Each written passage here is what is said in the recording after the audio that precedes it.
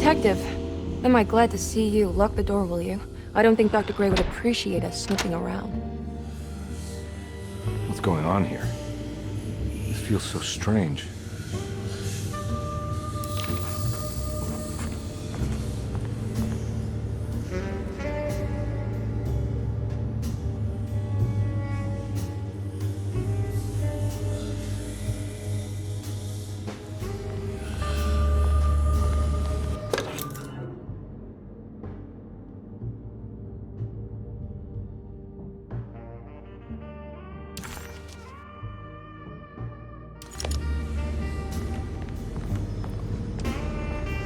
Have you found anything? What? Yeah, I've seen some things. Okay. Let me know if there is anything you want to talk about.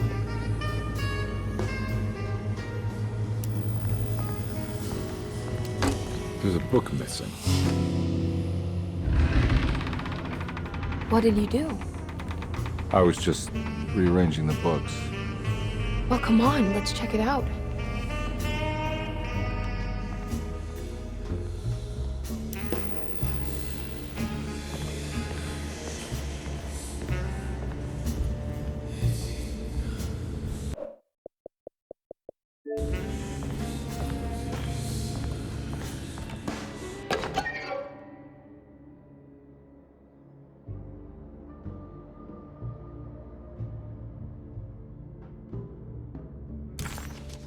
Hey.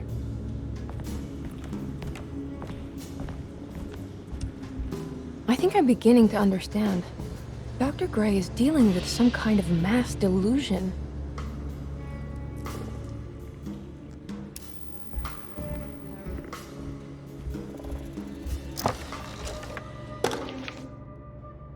Good to finally meet you, Mr. Hartwood. I'm here on the behalf of your brother Philip. You were expecting me, weren't you? Yes, you're from the cell, no? That's right. I just wanted to ask you a few questions to see if there is anything I can do to help you and your family. Okay. I understand you're full of imagination. You make up a lot of things. I suppose. And you obsess over them, blurring reality and fiction. Sometimes. Do you want to tell me about the Dark Man? No, I don't.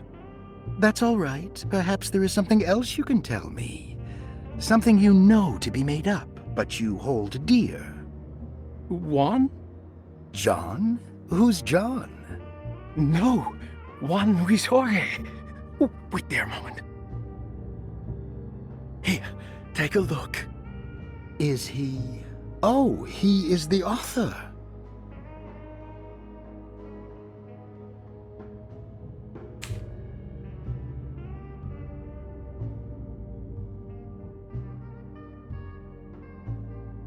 It's a magnificent book. Life-changing even. The real Juan is long dead, but I like to think of him as my friend. My most beloved friend. I see. Do you often do this? Fantasize about people you read about? No. Well, there is Jacob. Who is Jacob? Turn to the last page. Oh, it's a newspaper article. The Prisoner of Ice, Jacob van Ostad. Is he also your beloved friend? Oh, no, Doctor. Not at all. He is the fire that fights fire. Yes, I think it's clear your overstimulated imagination, this mania, needs to be tempered for you to live a normal life. I know your family calls it the Hartwood curse, but I want you to know that there is nothing supernatural about your condition. It's all inside your head. And with that, I'm very qualified to deal with. In time, you will be cured. In time. Yes, in time we will exorcise all your demons, all the dark men. Yeah! Please, Mr. Hartwood, calm yourself. What happened? Oh, don't you worry your little head about it, Miss Hartwood. Your uncle and I just had our first breakthrough.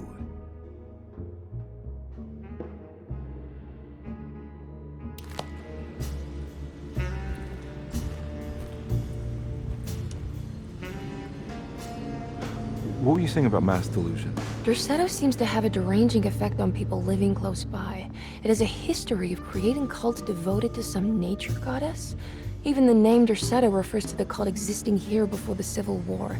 Derceto was the name of an ancient fertility goddess worshipped in Syria. Dr. Gray and his friends, however, seem to prefer the black goat of the woods with 1,000 young, or Shub-Nigroth. And that name can only have come from my uncle's twisted mind.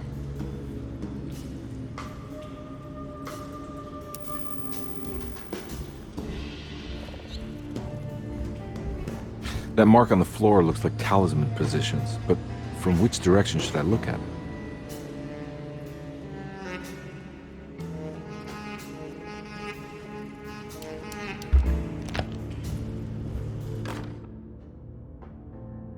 The Snake Dagger, a monograph by Yael Klein. In Ludwig Prin's book on pagan rituals called The Mystery of the Grave, as translated by Nicholas Vachy, there are several references to a sacrificial dagger called the Snake Dagger. It has long been thought of as a poor translation of the original text, that it would be more appropriate with worm dagger from the Latin vermis cultrum. This seems natural following the recent consensus that the original title of Prin's book, De Vermis Mysteris, should literally translate to the mystery of the worm. However, this would take away from Vachy's great effort at translating the underlying meaning of the words and revealing several cultural beliefs. While Prin certainly was using the term worm as a symbol or synecdoche for death and the dead, which is made clear by the contents of the book, in the case of the dagger, we shouldn't be too hasty to dismiss his translation. Reading through Vachy's correspondence with his patron, it appears that he had more than just the Latin text at his disposal. Vachy had dug up Prin's living relatives and uncovered several cross-referenced historical texts and an actual snake dagger. The dagger was dated to the early Middle Kingdom of Egypt and had such a clear shape of a wave that Vachy considered calling it the sinusoidal blade. Knowing the full story, it seems prudent that he chose to translate it as snake and not worm. There are several reasons why this choice of word helps us understand the pagans that Prin's book attempts to describe. The symbolic value of the shape becomes more apparent when reading about the use for the dagger. In the passage of possession and exorcism, we find the snake dagger poisons the poisoner within the victim and is therefore pacified. Where the literal text would tell us that the worm dagger trumps the demon possessing the victim, it tells us nothing of their reasoning, only that somehow this dagger wins against the demon, like it had the better hand in poker. Vachy's translation allows us to follow the underlying logic to the ritual magic that is being performed. Poison the poisoner sounds like fighting fire with fire. That to hurt the demon possessing its victim, the priests would have to fight back with a power that is known to the evil they are fighting. The snake dagger is therefore not only a good way to describe its form, but it also helps us understand how it could be thought of as a useful tool for exorcism. Finally, it also helps us understand their relationship to lunacy, that it was thought of as something poisoning the mind rather than controlling it. What is also interesting to note is that the possessed are always considered poisoned in their head and not their heart. The snake dagger always went to the eye of the possessed, leaving them partially blind, if they had the good luck to survive.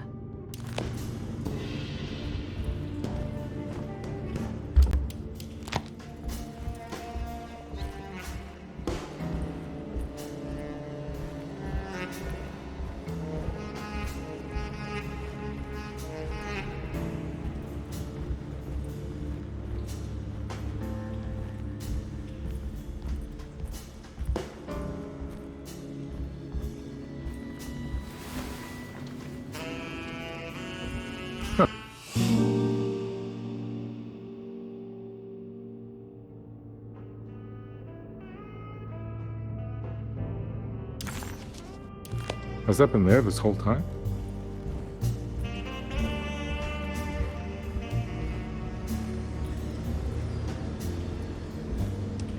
You think all of them are in this cult business? Even Jeremy? I'm not sure any of them have a choice at this point. We just need to find a way to stop all of this.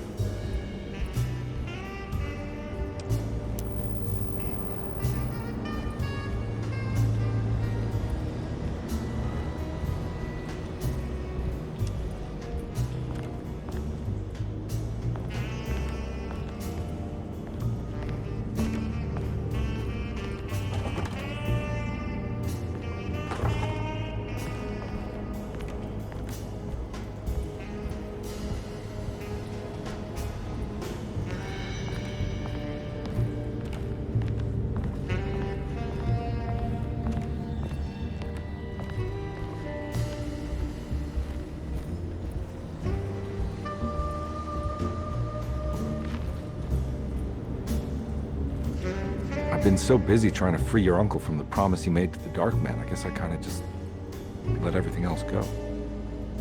Don't worry, Detective. I feel like we're close. I'm sure Jeremy will turn up. If he is part of the cult, he wouldn't want to miss the Feast of St. John. I just need enough information to make him see the truth. I hope you're right, but I doubt he'll show up. Not as long as the Dark Man's got him hiding.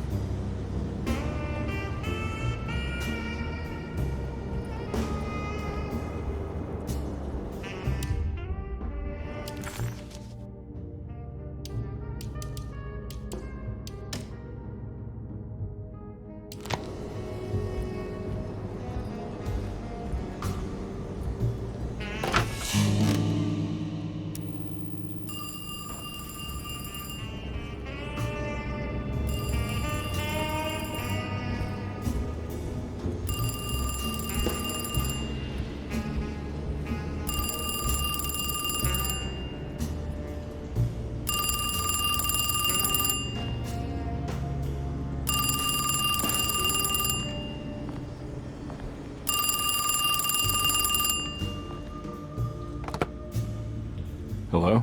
Detective Carnby? Who is this? Jeremy? Jeremy is with the Dark Man. You can't save him. Well, I've done everything you wanted so far, and there's just one more thing on the list. I expect him to keep his promise and return Jeremy unharmed. Get out, Detective. While you still can.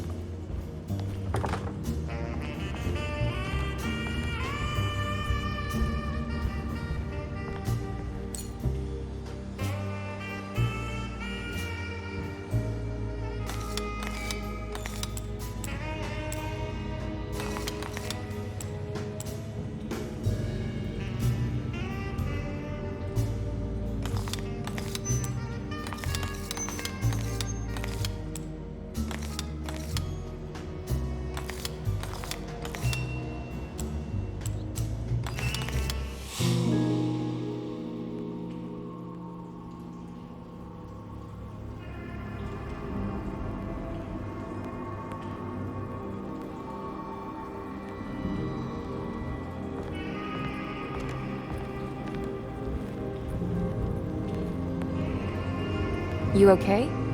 You look a little frazzled. Just stupid telephone. I know. I tried calling the police earlier. The telephone is completely dead. It's not...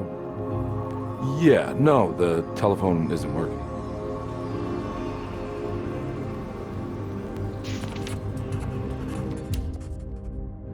Detective Carnby was worried Emily could tell, that she could see the madness written on his face. But what if he was the only one seeing the truth? Could that still be the case? If only he could find evidence that would make her understand that he had seen beyond the veil, or at least something that would show her he was worth the money she was paying him.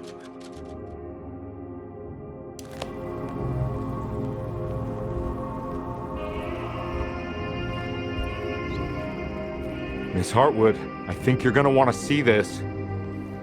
Is there something in the closet? Yeah, there is. You don't see the very obvious gate leading to whatever Jeremy's madness is serving up next? I don't understand. Are you making some kind of fashion metaphor? I'm sorry, I don't have time for this. Can you just tell me what you're doing? You don't see this! It's fine. It's fine. Catch you later. Are you going inside the closet? Yeah. You got a problem with that? No. Do what you think is right, Detective. Sorry, I didn't mean to. Goodbye, Miss Hartwood.